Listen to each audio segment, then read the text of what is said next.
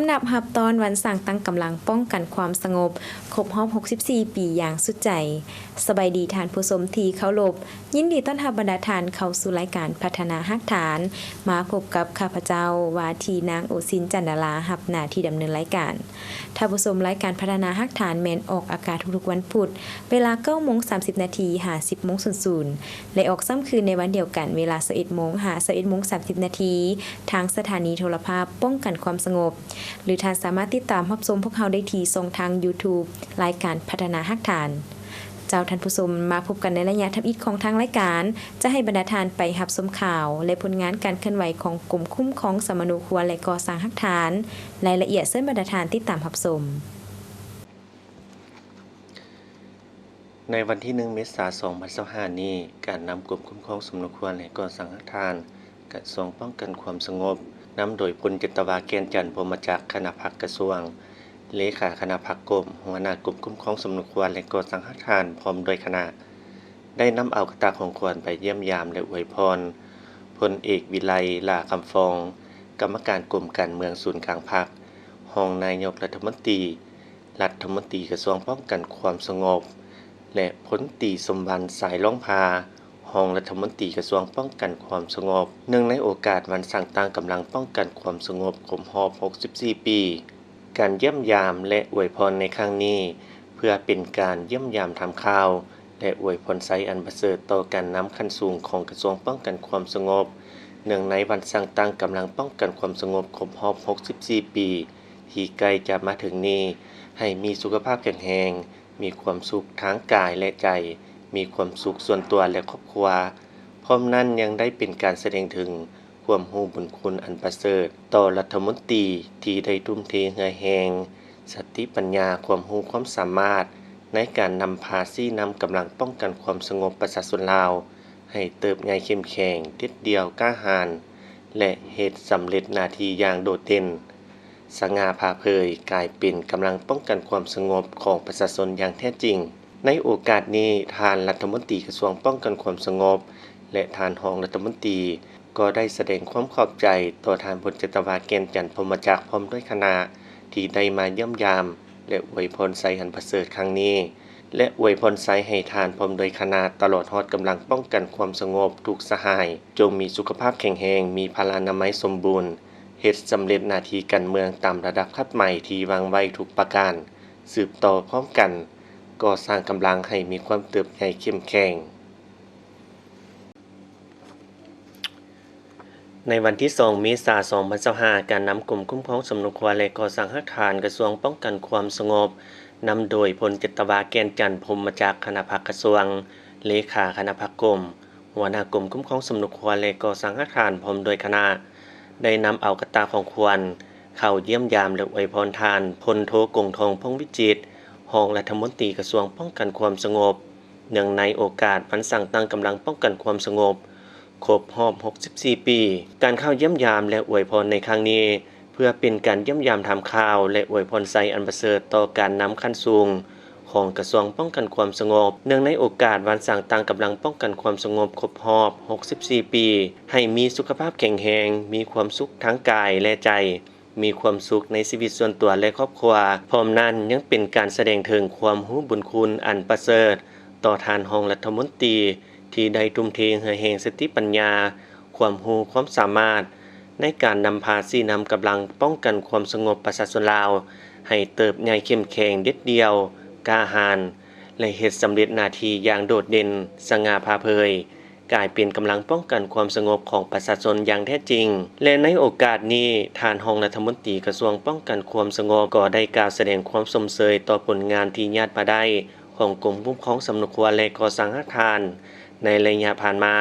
ทั้งขอบใจต่อท่านพลจิตวาแก้นจันทร์พรหมจักรพร้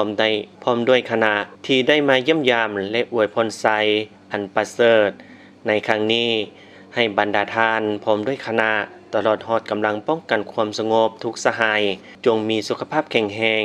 มีพลานามัยสมบูรณ์และเฮ็ดสำเร็จหน้าที่การเมืองตามระดับคาดหมายที่วางไว้สืบต่อพร้อมกันก่อสร้างกำลัง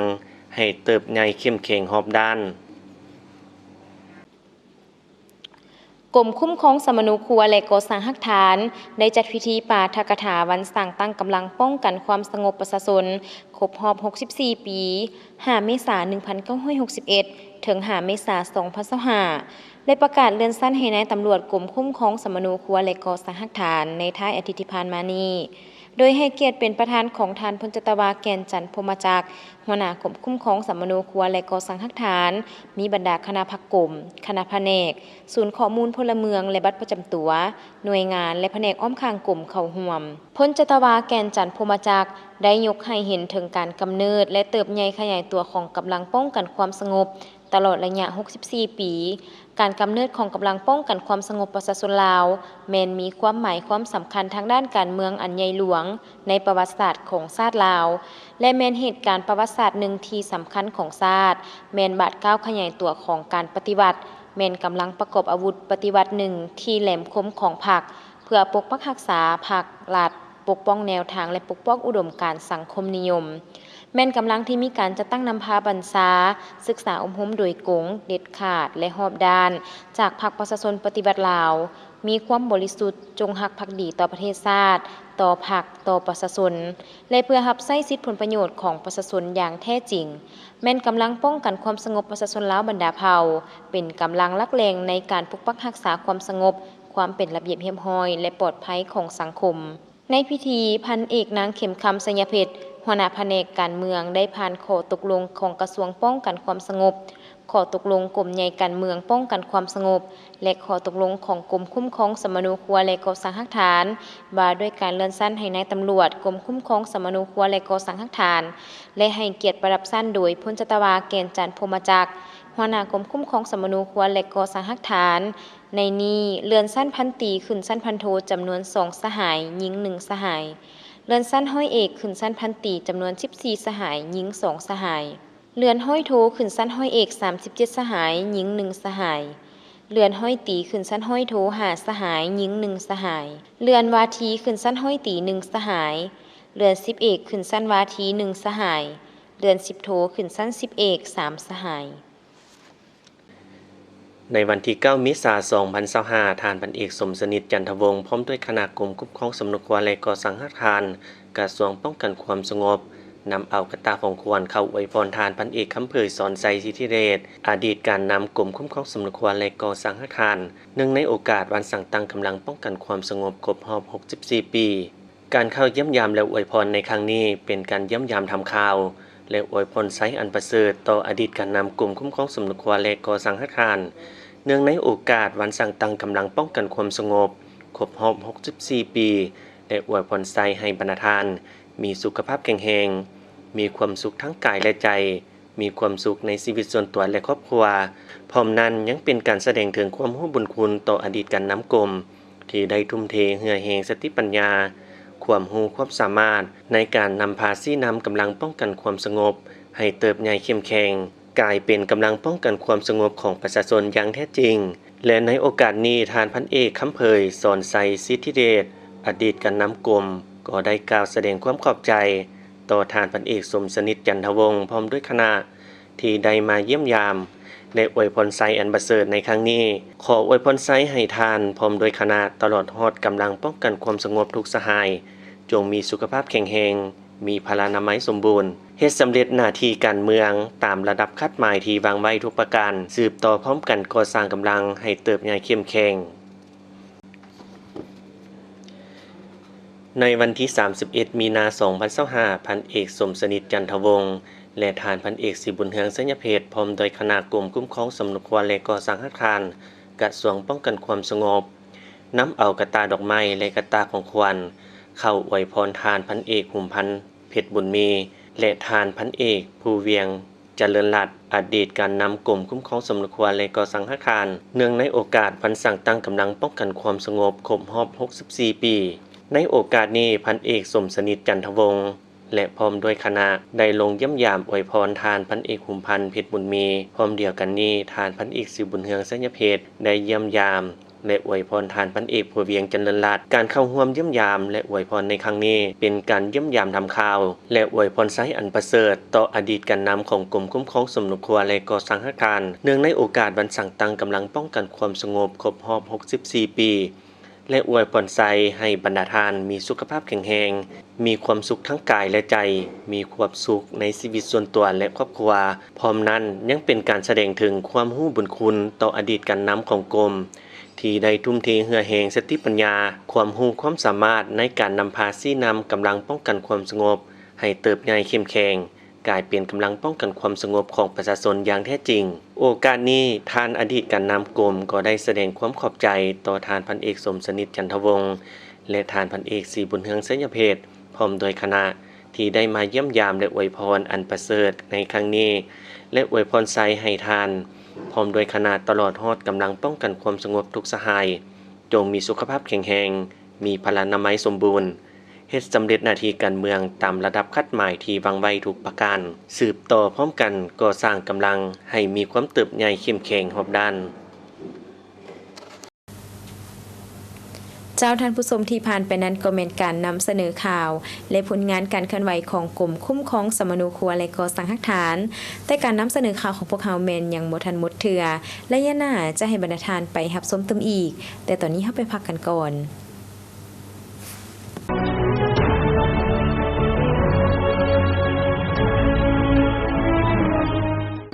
รายการพัฒนาอาคารเป็นรายการหนึ่งที่นำเสนอเกี่ยวกับผลงานการเคลื่อนไหวเวียกงานวิสัยเฉพาะในด้านต่างๆของกรมคุ้มครองสมนุครัวและก่อสร้างอาคารกองก่อสร้างอาคารการเมืองและบรรดาห้องคุ้มครองสมนุครัวและก่อสร้างอาคารอยู่บรรดาแข่งการเคลื่อนไหวของกำลังปกสกลุ่มและปกสบ้านในขอบเขตทั่วประเทศโดยเฉพาะแม่นเวียกงานคุ้มครองสมนุครัวเวียกงานออกบัตรประจำตัวลาวและต่างดาวการผลิตกาประทับและการหันกำลังลงก่อสร้างอาคารการเมืองอยู่จุดล่อแหลมในขอบเขตทั่วประเทศซึ่งจะออกอากาศทุกๆวันพุธเวลา 9:30 น. 50 โมงและออกอากาศซ้ำคืนเวลา 21:30 น. ทางโทรภาพป้องกันความสงบและท่านสามารถรับชมย้อนหลังได้ที่ทาง YouTube รายการพัฒนาอาคารติดต่อโฆษณาและตำหนิส่งข่าวได้ที่เบอร์ 030-4838-940 อีเมลกรมคุ้มครอง509เจ้าท่านผู้ชมมาพบกันในระยะที่2ของทางรายการจะให้บรรดาทานไปสืบต่อรับชมข่าวและผลงานการเคลื่อนไหวของกรมคุ้มครองสมนุครัวและก่อสร้างฐานรายละเอียดซึ่งบรรดาทานติดตามรับชมในวันที่ 8 เมษายน 2025กรมก่อสร้างฐานกรมใหญ่การเมืองกองทัพกระทรวงป้องกันประเทศนำโดยพันเอกคอนวิไลธรรมวงศารองกรมก่อสร้างฐานกรมใหญ่การเมืองกองทัพพร้อมด้วยคณะได้เข้าร่วมอวยพรคณะภาคคณะนำกรมคุ้มครองสมนุครัวและก่อสร้างอาคารต้อนรับโดยทานพันเอกศรีบุญเฮืองไสยเพชรรองกรมคุ้มครองสมนุครัวและก่อสร้างอาคารกระทรวงป้องกันความสงบพร้อมด้วยคณะเนื่องในโอกาสเฉลิมฉลองวันสั่งตั้งกำลังป้องกันความสงบครบรอบ64 ปีวันที่ 5 เมษา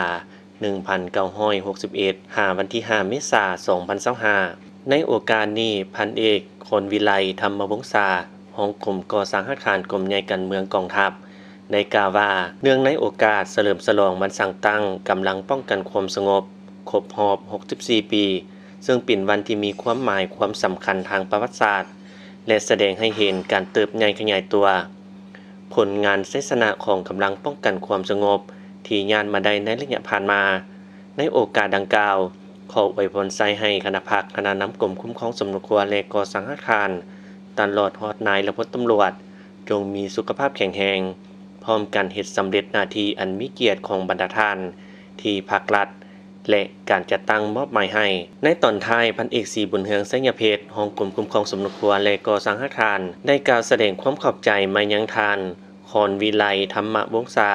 ก็คือกลุ่มก่อสร้างอาคารกรมใหญ่การเมืองกองทัพที่เห็นได้ความหมายความสำคัญของวันสั่งตั้งกำลังป้องกันความสงบพร้อมนี้ยังเป็นการทัดเน้นความสามัคคีระหว่างกระทรวงป้องกันประเทศและกระทรวงป้องกันความสงบว่ารวมเฉพาะกรมคุ้มครองสมนุครัวและก่อสร้างอาคาร และกลุ่มก่อสร้างอาคารกลุ่มใหญ่การเมืองกองทัพให้มีความแน่นแฟ้นขึ้นกว่าเก่าในวันที่28มีนาคม2025พันเอกศรีบุญเฮืองสัญญเพชรของกรมคุ้มครองสมนุครัวและก่อสร้างอาคารสุกยูการจัดตั้งปฏิบัติเวียกงานก่อสร้างอาคารการเมืองและประกาศการจัดตั้งอยู่กองก่อสร้างอาคารการเมือง915มีพันเอกทองเพียรกงเสด็จของกองบัญชาการบกส.แขวงไสสมบูรณ์มีคณะห้องคุ้มครองสมนุครัวและก่อสร้างอาคารมีคณะกองก่อสร้างอาคารการเมืองและบรรดาพนักงานก่อสร้างอาคารการเมือง915เข้าร่วมในกองประชุมพันโทบุญเพ็งจันทรังสีหัวหน้ากองก่อสร้างอาคารการเมือง915ขึ้นผ่านบทสรุปจัดตั้งปฏิบัติเวียกงานก่อสร้างอาคารการเมืองในระยะผ่านมากองก่อสร้างอาคารการเมืองสมใส่เฮ็ดเวียกงานก่อสร้างอาคารการเมืองและเฮ็ดเวียกงานการเมืองนำพาแนวคิดเสื่อมซึมกำแน่นบรรดามติคำสั่งให้พนักงานก่อสร้างอาคารอย่างเป็นปกติและปลุกระดมคนขวยอำนาจการปกครองบ้านพ่อแม่ประชาชนเสื่อมซึมกำแน่นแนวทางนโยบายของภาครัฐและประกอบส่วนเข้าในเวียกงานป้องกันศาสตร์ป้องกันความสงบแก้ไขปัญหาปรากฏการณ์ย่อท้อต่างๆให้ลดน้อยถอยลงเทื่อละก้าวจากนั้นพันตรีลำพรไสยวงศ์หัวหน้าหน่วยงานจัดตั้งแผนกการเมืองกรมคุ้มครองสมนุครัวและก่อสร้างอาคารได้ผ่านข้อตกลงของกลุ่มใหญ่การเมืองป้องกันความสงบว่าด้วยการแต่งตั้งนายตำรวจที่ขึ้นกับกรมคุ้มครองสมนุครัวและก่อสร้างอาคารฉบับเลขที่839ทับกมปสลงวันที่17กุมภาพันธ์2025และผ่านข้อตกลงของกลุ่มคุ้มครองสมนุครัวและก่อสร้างอาคารมาด้วยการแต่งตั้งหัวหน้าห้องหน่วยงานห้องการกรมศูนย์ข้อมูลพลเมืองและบัตรประจำตัวบรรดาแผนกและกองก่อสร้างอาคารฉบับเลขที่1262ทับคกทลงวันที่19กุมภาพันธ์2025ในนี้ประกาศแต่งตั้งพันโทขันธลีราชสวรรค์เป็นห้องกองก่อสร้างอาคารการเมือง915แต่งตั้งห้อยเอกพันแสงอินวันคำเป็นหัวหน้าหน่วยงานก่อสร้างอาคารและห้อยเอกจันทรีเนืองนันโทเป็นห้องหน่วยงานบริหารกองก่อสร้างอาคารการเมือง915ในโอกาสนี้พันเอกศรีบุญเฮืองสัญญเพชรของกรมคุ้มครองสมนุครัวและก่อสร้างอาคารได้แสดงความย่องยอสมเสยต่อการจัดตั้งปฏิบัติเวียกงานในระยะผ่านมาและยังได้เน้นหนักให้พนักงานแต่ละสหายสืบต่อสีนำพาพนักงานก่อสร้างอาคารอยู่ขันบ้านมีคุณภาพโดยเสื่อมซึมแนวทางนโยบายของพรรคกฎหมายของรัฐมีความรับผิดชอบสูงต่อหน้าที่เวียกงานกำแน่นบาดกาวขั้นตอนต่างๆในการปฏิบัติเวียกงานก่อสร้างอาคารการเมืองที่ติดพันกับเวียกงานซ้ำซากปลุกระดมคนขวยมหาชนเข้าร่วมเวียกงานป้องกันชาติป้องกันความสงบทั่วปวงชนรอบด้านให้นักแน่นเข้มแข็งเพื่อเฮ็ดให้มีความรู้ต่อแนวทางนโยบายของพรรคกฎหมายของรัฐมีความเชื่อมั่นต่อการนำพาของพรรคปรับปรุงบูรณะระบบการจัดตั้งการเมืองอยู่ขันอาคารให้นักแน่นเข้มแข็งโปร่งใสนำภาษีนำปรับปรุงอำนาจการปกครองบ้านเลือกผู้บริหารขันบ้านตามหาคติการของบ้านและตำแหน่งงานต่างๆต้องมีความสามารถพันขยายจัดตั้งปฏิบัติแนวทางนโยบายของภาครัฐนำพาสร้างแผนงานของบ้านของครอบครัวซึ่งสามารถเว้าได้ว่าประชาชนมีความตื่นตัวทางด้านการเมืองพัฒนาชีวิตการเป็นอยู่แก้ไขความทุกข์ยากของประชาชนเป็นเจ้าการปรับปรุงเวียกงานป้องกันชาติป้องกันความสงบให้เข้มแข็งสำหรับผู้ที่ได้รับหน้าที่ใหม่ให้เอาใจใส่ฝึกฝนหล่อหลอมตนเองให้เป็นพนักงานที่มีความรู้ความสามารถสร้างให้ได้เป็นพนักงานสืบทอดเป็นแทนในต่อหน้าในวันที่27มีนาคม2025กองก่อสร้างอาคารการเมือง920จัดกองประชุมสุขยูการจัดตั้งปฏิบัติเวียกงานก่อสร้างอาคารการเมืองและประกาศการจัดตั้งอยู่กองก่อสร้างอาคารการเมือง920เป็นประธานของทานพันเอกลีซัวไสยสร้างห้องกรมคุ้มครองสมนุครัวและก่อสร้างอาคารมีกองบัญชาการบกส.เมืองดงซานห้องสมนุครัวบกส.แขวงไสสมบูรณ์บกส.กลุ่มบ้านและพนักงานก่อสร้างอาคารการเมือง920เข้าร่วมในกองประชุมพันโทสนไซนอมังเมฆหัวหน้ากองก่อสร้างอาคารการเมือง920ในผ่านเพนการจัดตั้งปฏิบัติเวียกงานก่อสร้างอาคารการเมืองติดพันกับการจัดสรรความบ่เป็นระเบียบเรียบร้อยปลุกระดมกำลังแหงทั่วปวงชนเข้าร่วมขบวนการแข่งขันรักษาและพัฒนาติดพันกับเวียกงานซ้ำซากอยู่ใน7แขวงปี2025คือ คณะรับผิดชอบสีนำเวียกงานก่อสร้างอาคารการเมืองกรมคุ้มครองสมนุครัวและก่อสร้างอาคารสร้างแผนเวียกงานจัดตั้งปฏิบัติเวียกงานก่อสร้างอาคารการเมืองติดพันกับเวียกงานวิสาเฉพาะเวียกงานปูพื้นให้แก่การป้องกันของประชุมใหญ่สำคัญของพรรคการเฉลิมฉลอง3วันประวัติศาสตร์ของชาติซุ่มใส่เฮ็ดเวียกงานการเมืองนำพาแนวคิดเวียกงานป้องกันชาติป้องกันความสงบแผนเวียกคุ้มครองสมนุครัวติดพันกับการจัดสรรความบ่เป็นระเบียบเรียบร้อยของสังคมและแก้ไขปรากฏการณ์ยอดท่อแก้ไขคนต่างประเทศที่ละเมิดกฎหมายและระเบียบการอยู่บรรดาจุดล่อแหลมให้จัดตั้งปฏิบัติสำเร็จในเดือนธันวาคมปี 2025 ในโอกาสนี้ร้อยเอกธีรวงศ์อินทศรรองหน่วยงานภายในการเมืองกรมคุ้มครองสมนุครัวและก่อสร้างอาคารได้ขึ้นผ่านทางข้อตกลงกรมใหญ่การเมืองป้องกันความสงบว่าด้วยการแต่งตั้งนายตำรวจที่ขึ้นกับกรมคุ้มครองสมนุครัวและก่อสร้างอาคารฉบับเลขที่839/กมปสลงวันที่17กุมภาพันธ์2025ได้นี้ประกาศแต่งตั้งพันโทคำไสเรียนไสสนะเป็นรองกองก่อสร้างอาคารการเมือง920และผ่านข้อตกลงของกรมคุ้มครองสมนุครัวและก่อสร้างอาคารว่าด้วยการแต่งตั้งหัวหน้าและห้องหน่วยงานห้องการกรมศูนย์ข้อมูลพลเมืองและบัตรประจำตัวบรรดาแผนกและกองก่อสร้างอาคารฉบับเลขที่1262/คกทลงวันที่19กุมภาพันธ์2025ในตอนท้ายของกองประชุมทานพันเอกลีสัวไสยสร้างรองกรมคุ้มครองสมนุครัวและก่อสร้างอาคารได้แสดงความย่องยอชมเชยต่อคณะกองก่อสร้างอาคาร920และผู้ที่ได้รับตำแหน่งใหม่ในครั้งนี้ให้เอาใจใส่นำพาศึกษาอบรมการเมืองแนวคิดให้พนักงานกองก่อสร้างอาคารการเมือง920เป็นปัญหาสำคัญต้นต่อ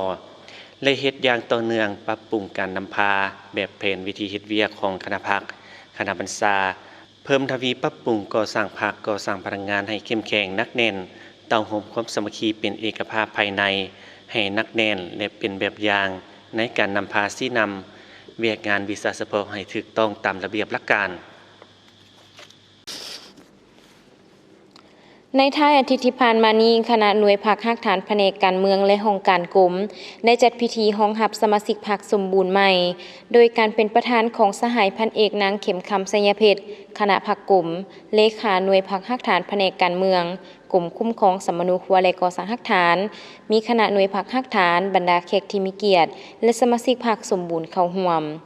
ในพิธีดังกล่าวสหายพันโทนางธิดาวรแก้วมณีคณะเลขาหน่วยพักฮักฐานแผนกการเมืองได้ขึ้นผ่านมติตกลงของคณะพรรคกลุ่มคุ้มครองสมนุครัวและก่อสร้างฮักฐานว่าด้วยการอนุมัติเลื่อนสมาชิกพรรคสำรองขึ้นเป็นสมาชิกพรรคสมบูรณ์อิงตามกฎระเบียบของพรรคประชาชนปฏิวัติลาวสมัยที่11หมวดที่1มาตราที่2ว่าด้วยระเบียบการขยายพรรคอิงตามหนังสือแจ้งตอบของกรมพรรคกรมใหญ่การเมืองป้องกันความสงบเลขที่137/กพ.ลงวันที่11มีนาคม2025เลื่อนสมาชิกพรรคสำรองขึ้นเป็นสมาชิกพรรคสมบูรณ์ในนี้คณะพรรคกรมคุ้มครองสมนุครัวตกลงอนุมัติสมาชิกพรรคสำรองเลื่อนเป็นสมาชิกพรรคสมบูรณ์จำนวน2สหายพร้อมทั้งผ่านข้อกำหนดกฎระเบียบของพรรคให้สมาชิกพรรคใหม่นำไปค้นคว้าและจะตั้งปฏิบัติในต่อหน้าให้กลายเป็นสมาชิกพรรคผู้ที่ดีเด่นของพรรคโอกาสนี้สหายพันเอกนางเข็มคำไสยเพชรเลขาหน่วยพักฮักฐานแผนกการเมืองก็ได้โอลมต่อสมาชิกพรรคสมบูรณ์ใหม่ซึ่งก่อนอื่นสหายได้แสดงความย่องยอชมเชยต่อผลงานที่ญาติมาได้ตลอดระยะผ่านมาและมีความบุกบืนห้าวหาญเฮ็ดสำเร็จหน้าที่การเมืองที่ภาครัฐขันถึงก็คือกลุ่มกองมอบหมายให้เป็นอย่างดีพร้อมเน้นหนักให้สมาชิกพรรคสมบูรณ์ใหม่เอาใจใส่ค้นคว้าหำเหียนเสื่อมซึมต่อแนวทางเปลี่ยนแปลงใหม่ของพรรคระเบียบกฎหมายของรัฐและปฏิบัติข้อกำหนดกฎระเบียบของกำลังให้เข้มงวดฝึกฝนหล่อหลอมตนเองในทุกด้านเข้าร่วมดำเนินชีวิตการเมืองของพรรคตามอุดมการณ์ดุมันในการออกแห่งงานเพิ่มพูนผลิตผลประกอบส่วนเข้าในการปรับปรุงก่อสร้างพรรคก่อสร้างกลุ่มกองให้มีความเข้มแข็งหนักแน่นเป็นแบบอย่างที่ดีให้แก่มหาชนสืบต่อจะตั้งปฏิบัติภารกิจในระยะใหม่ของพรรคให้ปรากฏผลเป็นจริง เจ้าท่านผู้ชมที่ผ่านไปนั้นก็เป็นการนำเสนอข่าว และผลงานการเคลื่อนไหวของกลุ่มคุ้มของสมโนครัวและก่อสร้างฮักฐาน ตลอดระยะ1 อาทิตย์ผ่านมาฮอดนี้เวลาทางรายการของพวกเฮาแมนได้หมดลงเพียงแถวนี้ขอบใจบรรดาทานที่ให้เกียรติติดตามรับชมรายการของพวกเฮาแต่ต้นจนจบและทานสามารถรับชมได้ใหม่ในอาทิตย์หน้าวันและเวลาเดียวกันนี้ข้าพเจ้าวาทีนางโอซินจันดาราพร้อมด้วยทีมงานต้องขอลาทานผู้ชมไปก่อนสบายดี